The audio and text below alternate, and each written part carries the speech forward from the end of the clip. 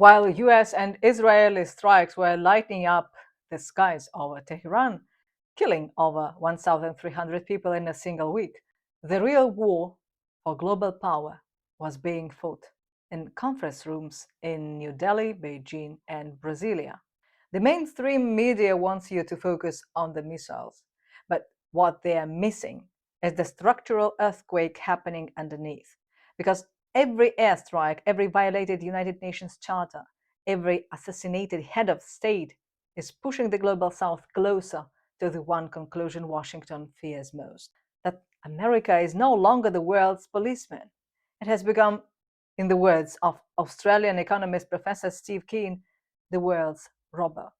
And BRICS is building the exit door. Stay with me because today I'm going to break down exactly why this week's developments represent a seismic shift in global power and what it means for the multipolar world order. I'm Anastasia from ThinkBRICS, where we track what the headlines don't. If you want to understand the real shifts in global power before they become obvious, this is the right place to be. This week, 4 stories broke that most Western analysts either buried or completely misread. I am going to give you the strategic layer beneath each one. Let's get into it. Today we cover 4 critical BRICS developments from the past week. 1. The security paradox. Why BRICS members are simultaneously seeking defense autonomy and arming against each other. 2. The death of the so-called international community and the massive political opening it creates for multipolarity. 3. The energy and technology frontier, China's 15-year AI blueprint, and the nuclear power push across Africa. 4. Diplomatic strains, India's balancing act under its 2026 chairmanship and the existential pressure being applied to South Africa. Let's dive in. Let's start with the most vivid contradiction inside BRICS right now. This week, Brazilian President Lula hosted South African President Cyril Ramaphosa in Brasilia, and the message could not have been clearer. Lula issued a direct warning: BRICS nations must stop buying foreign arms or face the reality of invasion. His words, not mine. He cited what he called jungle law returning to international relations, pointing directly to US military actions in Venezuela and the Caribbean as proof that no developing nation's leadership is safe. He proposed a joint defense industry with Pretoria, a South Atlantic sovereign shield. That's significant. Aqui na América do Sul, nós nos colocamos como uma região de paz. Aqui ninguém tem bomba nuclear, aqui ninguém tem bomba atômica, aqui os nossos drones é para agricultura, para ciência e tecnologia e não para guerra. Então, nós pensamos em defesa como dissuasão. Mas eu não sei se o companheiro Ramaphosa percebe que se a gente não se preparar na questão de defesa, qualquer dia alguém invade a gente. That's his 2 major BRICS members saying publicly, we cannot rely on the West for our security. But here is what mainstream missed. At almost exactly the same time, Indonesia, a new BRICS member, signed a deal to procure BrahMos supersonic missiles from India, a deal worth between $200 and $350 million. Now, some will look at this and say, see, BRICS is incoherent. One member arming against another. But I think that reading misses something important about what BRICS actually is and what it was always meant to be. Jakarta's defense calculus is shaped by geography and history, not by ideology. Indonesia sits astride the choke points that connect the Indian Ocean to the Pacific, the Malacca, Sunda, and Lombok Straits. Securing those routes is a sovereign imperative that predates BRICS membership and will outlast any particular geopolitical alignment. What is actually remarkable here is that Indonesia sourced this capability from within the BRICS ecosystem through BrahMos Aerospace, a joint venture between India and Russia. The technology stays inside the bloc, the industrial relationships deepen, and the strategic independence from Western defense supplies grows. Professor Renato Galvayo Flores at the Resina Dialogue called BRICS an odd group, and he is right that it defies the neat logic of a traditional alliance. But Fyodor Lukyanov, chairman of Russia's Council on Foreign and Defense Policy, offers the more precise framing. BRICS was never designed to be a military wall. It was designed to be an expanding space without the West, a space where nations can act on their own interests, build their own relationships, and reduce their dependency on a single hegemon without being forced to choose a side. And that space is still growing. The bloc's formal silence on the Iran strikes, uncomfortable as it is, actually demonstrates something important.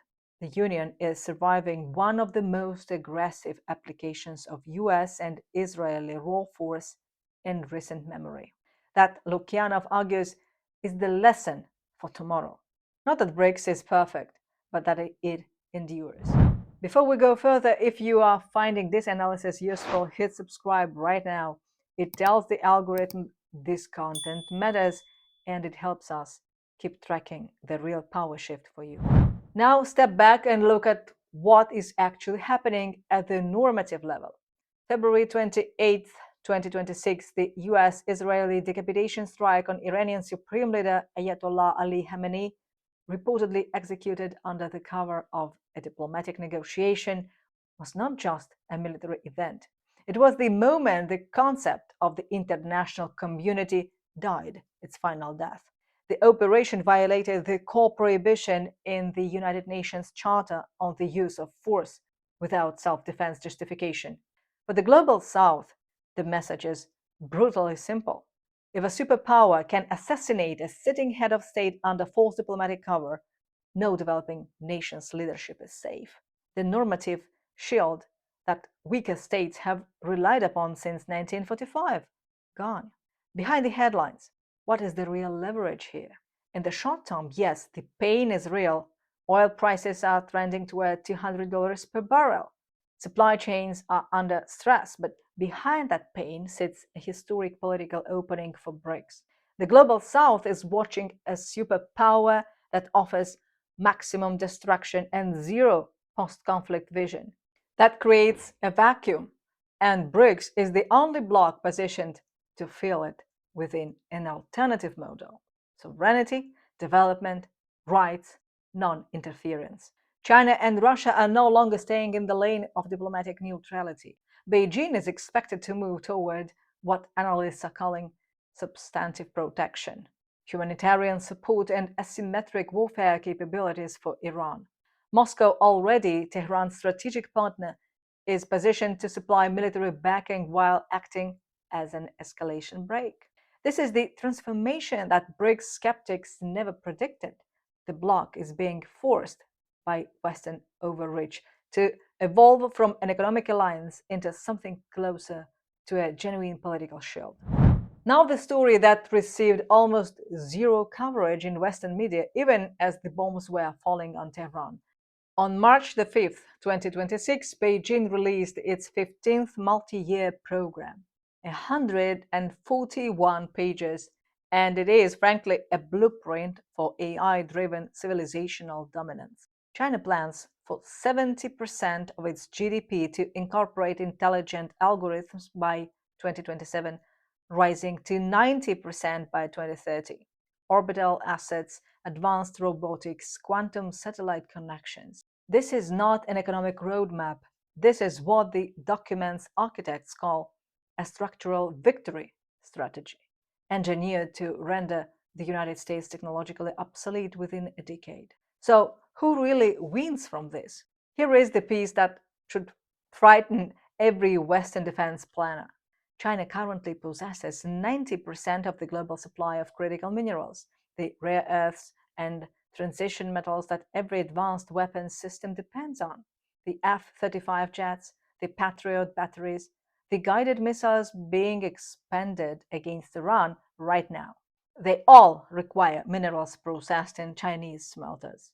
The 15th program codifies this as what analysts are calling imperial leverage.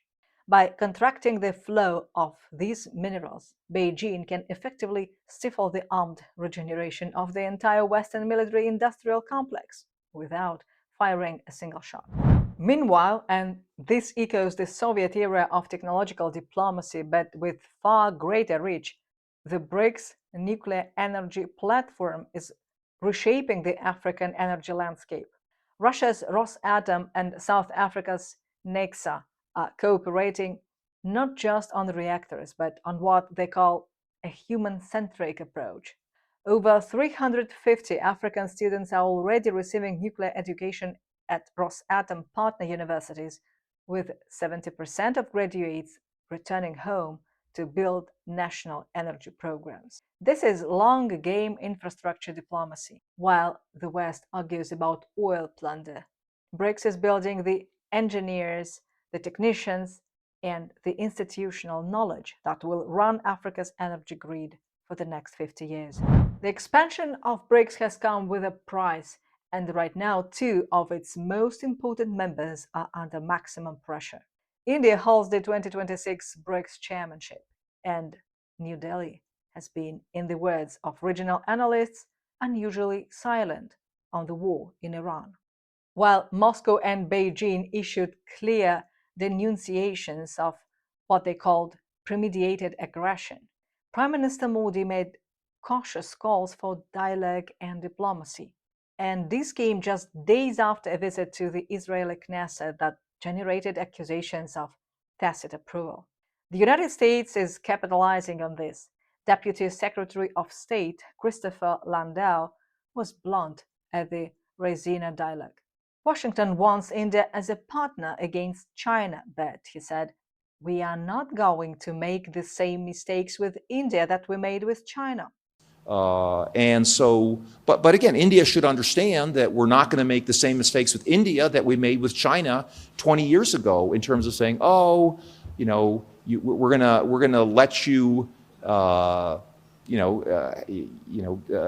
be able to develop all these markets, and then the next thing we know, you're beating us in a lot of commercial things. We're going to make sure that whatever we do, it's fair to our people, because ultimately we have to be accountable to our own people, just as the government of India has to be accountable to its people. Translation: the US will not allow India to grow into a global peer. India's strategic autonomy is tolerated only as long as it serves Washington's containment of Beijing. If this continues, in 12 to 24 months, India faces a fork in the road. Its chairmanship of BRICS ends, its balancing act becomes unsustainable. Modi will have to choose, and the economic logic of the global south, combined with the infrastructure India is already building with BRICS partners, makes one direction considerably more attractive than the other. South Africa's situation is even more acute. The US ambassador to Pretoria has publicly stated that Washington's patience is running out. Washington has reportedly issued 5 specific demands to the South African government, including withdrawal from BRICS, halting its genocide case against Israel at the International Court of Justice, and domestic political concessions. The US is calling this an existential moment for South African diplomacy. And they are not wrong. It is existential, but not in the way Washington intends, because every piece of public pressure applied to Pretoria strengthens the domestic argument inside South Africa for why sovereign economic alliances, not bilateral dependency on former colonial powers, are the only viable path. Lula's warning about jungle law was not rhetorical. It was a strategic read of exactly these dynamics. 4 threads, 1 direction. The Iran strikes were meant as a display of absolute power. They may instead become the moment the global south finally stopped waiting and started building. The BRICS response: investment, coordination, supply chain integration, energy diplomacy, is no longer a long-term vision. It's an immediate survival strategy. The security paradox is real. The diplomatic pressure is real. But so is this: whoever controls the AI, the critical minerals, and the infrastructure of this century shapes the world that follows. That work is already underway, and the post-1945 order will not recover. Thanks for watching.